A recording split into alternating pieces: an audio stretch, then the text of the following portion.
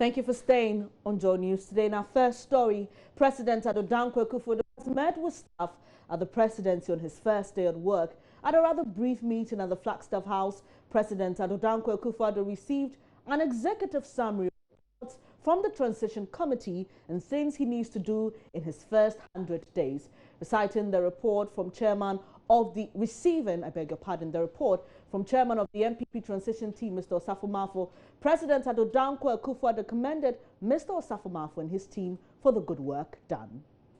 This initiative, I think it's very appropriate because this is my first day here, and I think the sooner I get briefed on the important matters that confront the government, the better.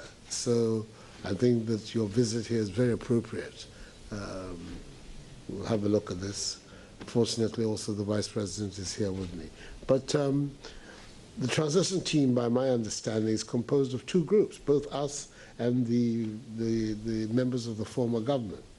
And the faces I see here are all the staunch, sturdy faces of the New Patriotic Party people. What exactly? What's? I don't understand, because my understanding is that the transition team incorporates both groups. So when you say you're the transition team, I only see one part of the. Excellency, the working of the transition team is that your sector group takes over from the ongoing. We meet to discuss matters, but in terms of the taking over, we've been giving detailed handing over notes sector by sector. Using those notes, we visit specific ministries, departments, and agencies to ask questions and to get as much as we can. So this is your side, what we have found so far, which we are bringing to your attention.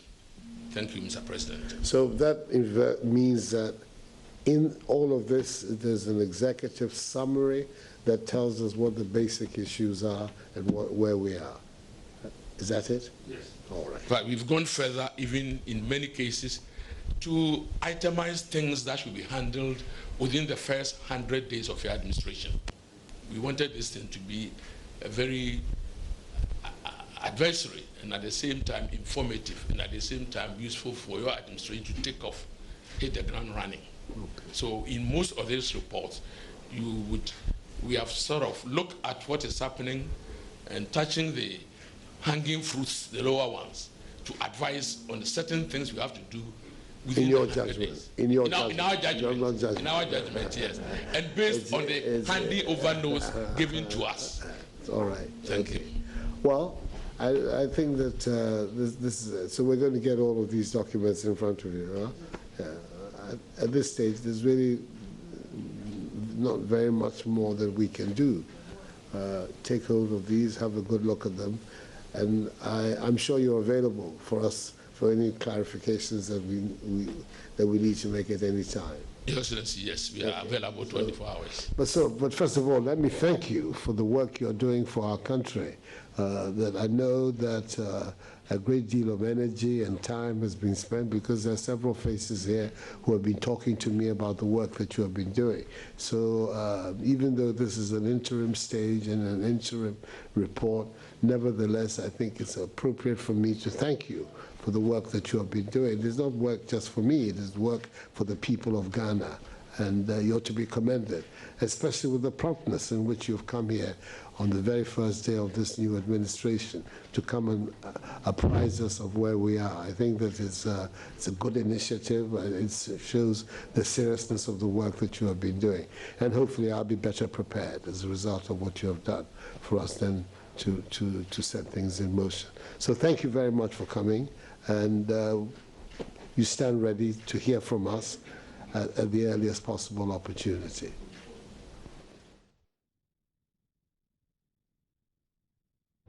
President Akufo-Addo began his first day at work with the inspection of the Guard of Honor of the Flagstaff House. Be on another table when he gets into the Flagstaff House this morning as how to deal with the current power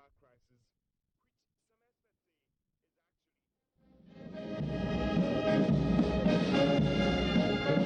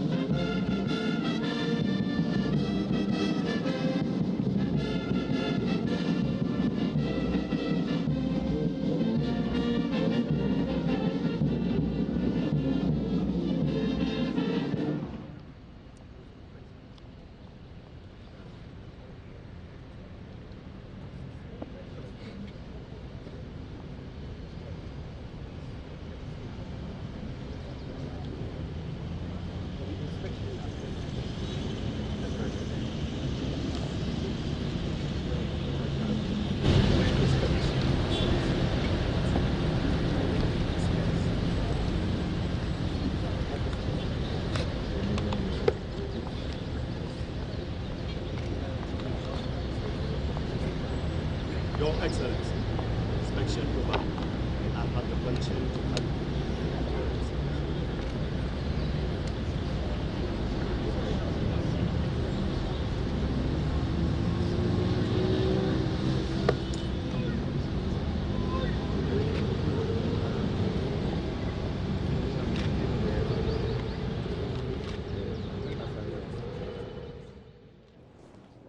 Well, so that's how he started his first day at work today. Now, the Akufo-Addo-led government has rejected claims by former President John Mahama's office that an agreement has been reached allowing Mr. Mahama to keep his cantonment's official residence as his retirement home. The residence is a cluster of 3 bungalows. Government's reaction comes after the former Communications Minister Edward Omane-Boamah claimed in a statement Sunday that ex-President Mahama had been given the green light to occupy the residence under controversy. But spokesperson of the new government side of the transition team, Akuffo-Addo, says there was a request from former President John Mahama asking permission to keep the residence, but a decision had not been reached. Talks about a conversation, and that following that conversation, the former president would like to state that he wishes to have, with great respect, that is a request. Absolutely. Now, that request was made when that request was made, it has been, and again with respect, there are no timelines as to when this must be decided and responded to. Those discussions have been going on, and as I'm saying to you, those discussions have been going on in the interest of the country. We have sought to do this very magnanimously, even in parts where we're unhappy with some things. We've been very magnanimous and gentle about it because we do not want to create unnecessary tension as part of this transition. Right. And as soon as possible, a decision will be communicated, a decision on this request. So my only intention is to make this correction. There is no such agreement.